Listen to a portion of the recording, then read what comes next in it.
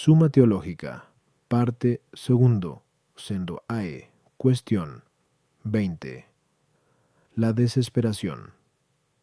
Corresponde a continuación tratar de los vicios opuestos a la esperanza. En primer lugar, la desesperación y en segundo, la presunción. Sobre el primero se plantean 4 preguntas. ¿La desesperación es pecado? ¿Puede darse sin infidelidad? ¿Es el mayor de los pecados? ¿Se origina de la asedia? Artículo 1. ¿Es pecado la desesperación? Lat. Objeciones por las que parece que la desesperación no es pecado. 1. Todo pecado, según San Agustín en Vino de Lib, Arb, implica conversión al bien perecedero con aversión del bien inmutable. La desesperación no implica conversión al bien conmutable. Luego no es pecado.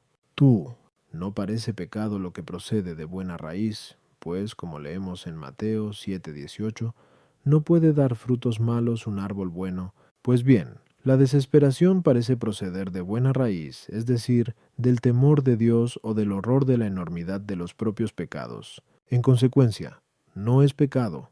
Trick. Si fuera pecado la desesperación, lo serían los condenados, porque desesperan, pero esto no se les imputa a culpa, sino más bien a condenación. En consecuencia, tampoco se les imputa a culpa a los viadores. Por lo tanto, la desesperación no es pecado. Contra esto, está el hecho de que, según parece, lo que induce a los hombres al pecado es no sólo el pecado, sino también el principio de los mismos. Pues bien, esto es precisamente la desesperación. A tenor del testimonio del apóstol, insensibilizados se entregan a la lascivia para obrar ávidamente con todo género de impurezas. F 4:10. En consecuencia, la desesperación no sólo es pecado, sino también principio de otros. Respondo. Según el filósofo, en Beats Ethic, lo que en el entendimiento es afirmación o negación, es en el apetito prosecución y fuga. Y lo que en aquel es verdad o falsedad, es en este bien y mal. Por eso, todo movimiento apetitivo, conforme con el entendimiento verdadero, es de suyo bueno. En cambio, todo movimiento apetitivo acorde con el entendimiento falso, es de suyo malo y pecado. En relación a Dios, el juicio verdadero del entendimiento es el de que, de Él, proviene la salvación de los hombres y el perdón de los pecadores, según las palabras de Ezequiel 12:23. No quiero la muerte del pecador, sino que se convierta y viva. La falsa apreciación de Dios, en cambio, es pensar que niega el perdón a quien se arrepiente, o que no convierta así a los pecadores por la gracia santificante. Por eso, de la misma manera que es laudable y virtuoso el movimiento de la esperanza conforme con la verdadera apreciación de Dios, es vicioso y pecado el movimiento opuesto de desesperación y acorde con la estimación falsa de él. Y a las objeciones 1. En todo pecado mortal se da cierta aversión respecto al bien inmutable y conversión al bien transitorio, aunque de distintos modos. Efectivamente, respecto al bien inmutable, se consideran principalmente como aversión hacia el mismo los pecados opuestos a las virtudes teologales, como el odio a Dios, la desesperación y la infidelidad, ya que las virtudes teologales tienen por objeto a Dios, de manera consecuente, conllevan una conversión al bien transitorio, en cuanto que el alma, abandonando a Dios, por necesidad, se ha de convertir a otras cosas. Los demás pecados, en cambio, consisten principalmente en la conversión al bien transitorio, y consiguientemente en la aversión del bien inmutable. Así, quien comete fornicación no tiene intención de apartarse de Dios, sino de gozar del placer carnal, y de ello se sigue la separación de Dios. Hay 2 formas de expresar que una cosa radica en la virtud y procede de ella. De una manera directa, es decir, de la virtud misma, como el acto procede del hábito, pues bien, de la raíz virtuosa no puede proceder ningún pecado en este sentido, pues como afirma San Agustín en el libro de Lib, RB, nadie usa mal de la virtud. La otra es una forma indirecta u ocasional. De este modo, efectivamente, es posible que de una raíz virtuosa se origine algún pecado, como es el caso de quien se ensoberbece de sus virtudes. A tenor de las palabras de San Agustín, La soberbia pone acechanzas a las buenas obras para destruirlas. Según eso, del temor de Dios o del horror de los propios pecados, proviene la desesperación cuando alguien hace mal uso de esos bienes, tomándolos como ocasión para desesperar. Los condenados no se encuentran en estado de esperar por la imposibilidad de volver a la bienaventuranza. Por eso mismo no se les imputa a culpa el hecho de no esperar, sino que más bien constituye parte de su condenación. Tampoco es pecado en el estado actual que alguien desespere de aquello a lo que no está llamado o que no tiene derecho a obtener, como por ejemplo, que el médico desespere de la curación de un enfermo o que alguien desespere de conseguir riquezas. Artículo 2. ¿Puede darse la desesperación sin la infidelidad? Las objeciones por las que parece que no puede darse la desesperación sin la infidelidad. 1. La certeza de la esperanza se deriva de la fe. Ahora bien, si permanece la causa, no desaparece el efecto. No se puede, pues, perder la certeza de la esperanza por desesperación, a no ser perdiendo la fe. Preferir la culpa propia a la bondad o a la misericordia divina es negar la infinitud de ellas, lo que es propio de la infidelidad. Ahora bien, quien desespera prefiere su culpa a la misericordia y bondad divinas, según la Escritura. Muy grande es mi iniquidad para que merezca perdón. Gen 4:13. Luego, quien desespera es infiel. Quien incurre en herejía condenada es infiel, mas quien desespera parece incurrir en herejía condenada, es decir, la de los novacianos, quienes sostienen que los pecados no son perdonados después del bautismo. En consecuencia, parece que quien desespera es infiel. Contra esto está el hecho de que la desaparición de una realidad posterior no conlleva la desaparición de la anterior. La esperanza es posterior a la fe, como hemos dicho, the setup 7.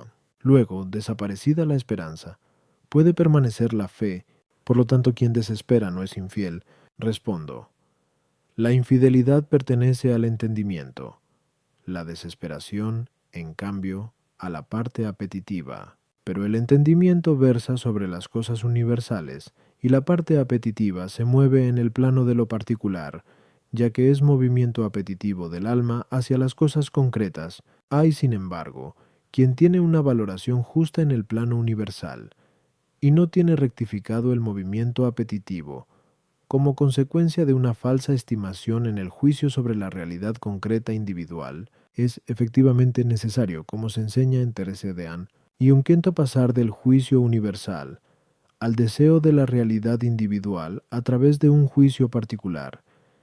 Del mismo modo que de la proposición universal no se deduce la conclusión particular, sino asumiendo otra particular. De ahí que alguien, teniendo fe recta en el plano universal, incurra en falta en el movimiento del apetito frente a lo particular, por tener viciada por hábito o por pasión la apreciación de la realidad concreta, como quien peca eligiendo la fornicación como un bien para sí en aquel momento, tiene falseado el juicio frente a la realidad particular, aunque conserve un juicio universal verdadero según la fe, es decir, que es pecado mortal. De la misma manera, ¿puede uno conservar verdadera estimación de un dato de fe en universal? Por ejemplo, la remisión de los pecados en la Iglesia, y, a pesar de ello, ser víctima de un movimiento de desesperación de que para él, en su situación actual, no hay lugar para el perdón, y esto como consecuencia del juicio viciado frente a un caso particular. De este modo puede darse la desesperación sin la infidelidad, lo mismo que otros pecados mortales. A las objeciones 1. El efecto desaparece cuando desaparece no solo la causa primera, sino también la segunda. Por eso, el movimiento de la esperanza puede perderse no solamente al desaparecer la estimación universal de la fe, como la causa primera de la certeza de su esperanza, sino también si pierde el juicio particular, que es para ella como la causa segunda. Si alguien creyera, en el orden teórico, que la misericordia de Dios no es infinita, sería infiel. No cree eso el desesperado, sino que en su situación concreta, por alguna disposición particular, no puede esperar de la misericordia divina. 3. Vale la respuesta anterior. Los novacianos negaban en absoluto que en la Iglesia se pueda dar la remisión de los pecados. Artículo 3. ¿Es la desesperación el mayor de los pecados? Lat. Objeciones por las que parece que la desesperación no es el mayor de los pecados. 1. ¿Puede darse la desesperación sin infidelidad, como hemos dicho, a tú? Ahora bien, la infidelidad es el mayor de los pecados, por socavar los cimientos del edificio espiritual. En consecuencia, la desesperación no es el mayor de los pecados. Tua. Al mayor bien se opone el mayor mal, como demuestra el filósofo en What Ethic. Pues bien, la caridad es mayor bien que la esperanza, según vemos en la Escritura. Prinacor 13:13. Es por lo tanto mayor pecado el odio que la desesperación. En el pecado de desesperación solamente hay desordenada aversión de Dios. En los otros pecados, en cambio, hay no solo desordenada aversión, sino también desordenada conversión. Así pues, el pecado de desesperación no es mayor, sino menor que otros. Contra esto, está el hecho de que parece pecado gravísimo el incurable, a tenor de las palabras del profeta. Es incurable tu herida, tu llaga sin remedio. Ger 30:12. Ahora bien, el de la desesperación es pecado incurable, según expresa el mismo profeta. Mi herida, desesperada, resistió a curarse. Ger 15:18. La desesperación, pues, es pecado gravísimo. Respondo, los pecados opuestos a las virtudes teologales son, por su género, más graves que los demás. Efectivamente, dado que las virtudes teologales tienen por objeto a Dios, los pecados a ellas opuestos entrañan directa y principal aversión a Él en cualquier otro pecado mortal. En cambio, la razón de mal y su gravedad le viene de la aversión de Dios, pues si fuera posible la conversión al bien transitorio, sin aversión de Dios, aunque fuera desordenada, no sería pecado mortal. Por lo tanto, el pecado que, en primer lugar y por sí, implica aversión de Dios, es el más grave entre los pecados mortales. Ahora bien, a las virtudes teologales se oponen la infidelidad, la desesperación y el odio a Dios, y entre ellos, si se comparan el odio y la infidelidad con la desesperación, aquellos se manifiestan más graves en sí mismos, es decir, por su propia especie. La infidelidad, ciertamente, proviene de que el hombre no cree la verdad misma de Dios. El odio, en cambio, de contrariar a la misma bondad divina. La desesperación de no esperar la participación de la bondad infinita, de ahí que, considerados en sí mismos, es mayor pecado no creer la verdad de Dios u odiarle, que no esperar de Él su gloria, pero considerada desde nosotros, y comparada con los otros dos pecados, entraña mayor peligro la desesperación. Efectivamente, la esperanza nos aparta del mal y nos introduce en la senda del bien.